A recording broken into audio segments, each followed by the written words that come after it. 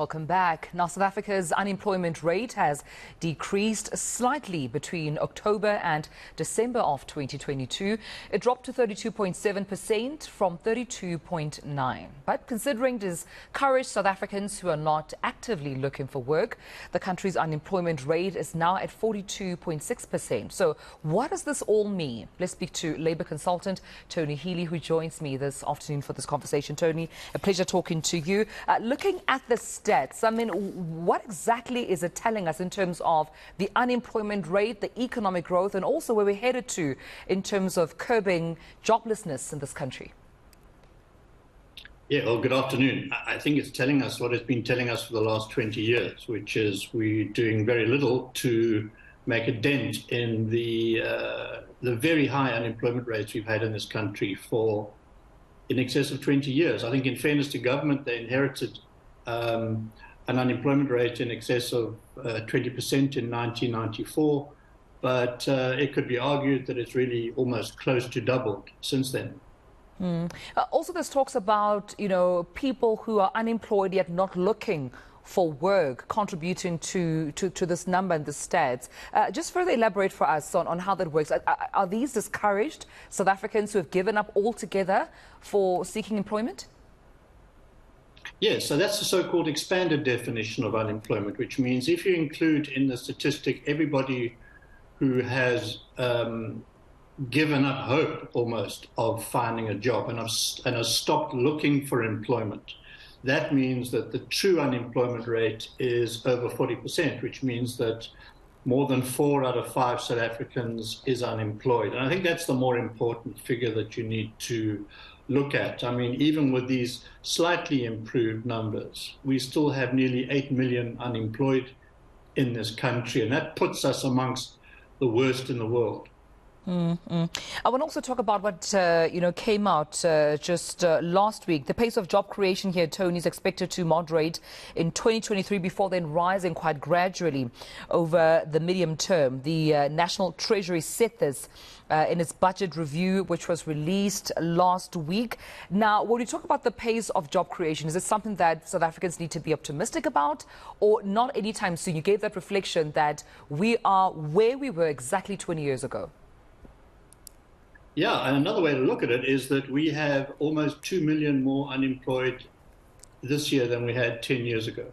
And that's a frightening number. And, we're not going anywhere fast. We really, and I think there's a reason for that. There simply isn't the intervention required to promote employment. I think, yes, you could argue COVID, of course, had an impact. The riots last year had an impact, et cetera, et cetera. But the reality is, those are, in the last 2 years or so, and we've been sitting with this extremely high unemployment rate for a long time. So, especially with load shedding, if you look at, we all know we have load shedding up to 8 hours a day. I mean, who would want to invest and put a factory up in South Africa when you're going to lose a shift of production every day?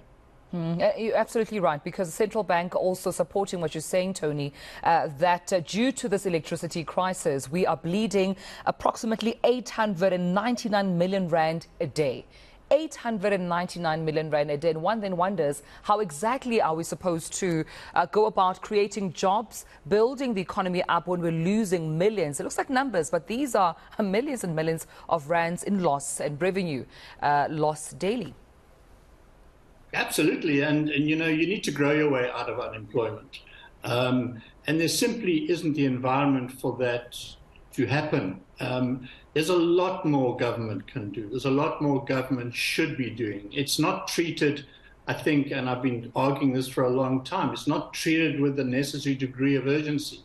It's an extraordinary situation when you have more than 4 out of 10 of your population unemployed, and of course it has all the consequent socio-economic impacts in terms of unrest and crime and the like, and yet it's not been given the attention that it requires and deserves. It's really been business as usual for the last 20 years with no significant policy changes, for example, to try and promote employment.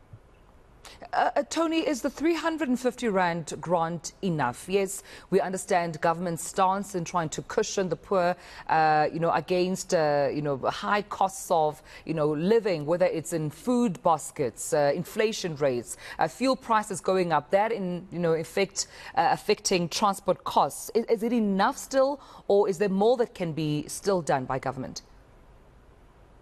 Look, my own view is that it isn't enough. But having said that, you could really pick any area of government and say the same thing. We're not spending enough on education. We're not spending enough on policing and security. We're not spending enough on infrastructure, rail and road, health. You can go on and on and on. And if we weren't faced with the kind of, corruption that we're all aware of, there would be that much more money, and there'd be far more funds to be able to direct in all of these areas, be it social grants, be it health, be it education, etc.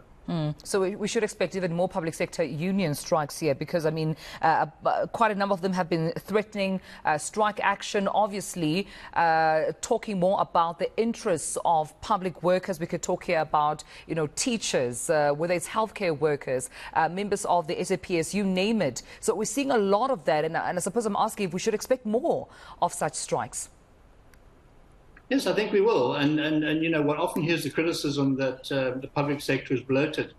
Well, if it's bloated, and it probably is, it's bloated at the high end, at the executive end, at the quasi-governmental and political end. Down on the ground, we don't have enough policemen and women, nurses and teachers, and we don't have the necessary training for them.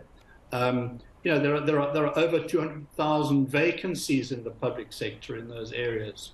So it doesn't surprise me that those public sector workers are hanging out for the kinds of increases that they are.